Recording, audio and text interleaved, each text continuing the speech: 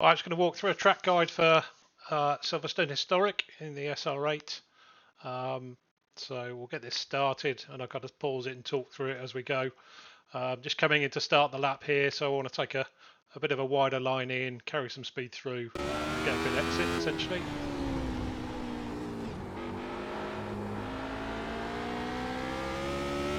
Now we're heading on to start the lap. So over to the left hand side here, obviously quite a quick corner, so I'll be braking just between these two markers really. I missed the apex slightly here, but it's down from 6th to 4th, just over time, trying to carry as much speed as you can really. It's more about carrying speed here I think than actual apex, but I'm sure that would have helped as well.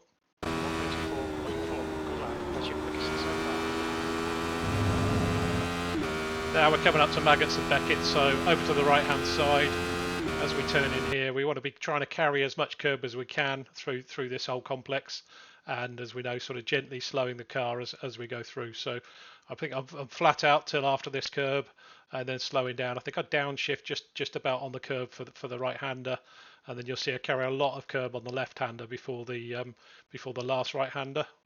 We'll get to that.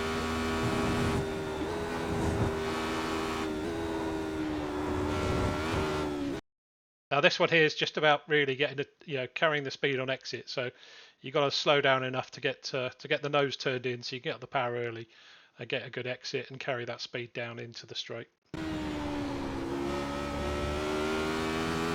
Use a little bit of curb here. You've got to be a little bit careful. If you get too much curb, you'll kind of wash out to the right hand side as well. Take the speed off. Now we're heading down towards Stowe Corner. So what I'm doing here, just a little bit after this marker, I think about here on the track. There's not really a clear identifier, so it's a little bit after this marker. You can carry speed for a little bit longer, and in this case I'm dropping down 2 gears, so down to 4th, trying to carry that speed through the corner. And on exit you'll see you can use quite a bit of curb as well, so yeah, making use of the curbs here for sure.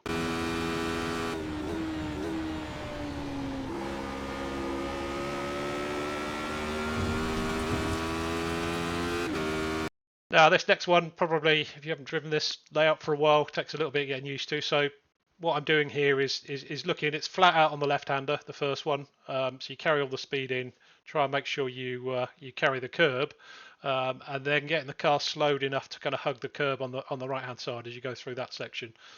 You'll see I make up quite a bit of time on the delta here by keeping it tight to the curb, using the curb to kind of help draw the car around and get a good exit.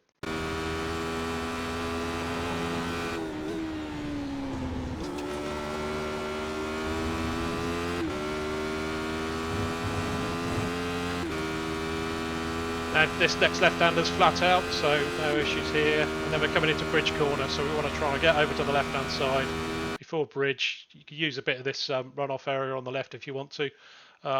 What we're trying to do is really take as much of the curb as we can here. You could do it flat out, but obviously you're going to wash out to the left, and the next corner is a left-hander soon after in the complex. So you want to be making sure that you're carrying as much speed as you can into that apex, but not necessarily flat out, not on the power. So you can get the car over to the right hand side a bit. There's probably a million different ways of taking this complex, but for me this one seemed to work quite well.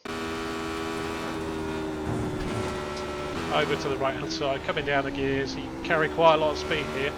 You'll see on exit, use the curb, and then really I'm just starting to brake the car now as we come off of this curb into this tight left hander, which I think is second gear corner. So you see quite a bit of braking here to get the car turned in. Now here you've got a few options, so you could either carry less speed in that corner and get the car out to the left, take a wider line in and get a good exit here. For me, I prefer taking more pace into that corner and a tighter line here, and then just letting the car wash out a bit and get it turned back in again. A little bit of use of the curb again, I think for me, seems to help the car turn.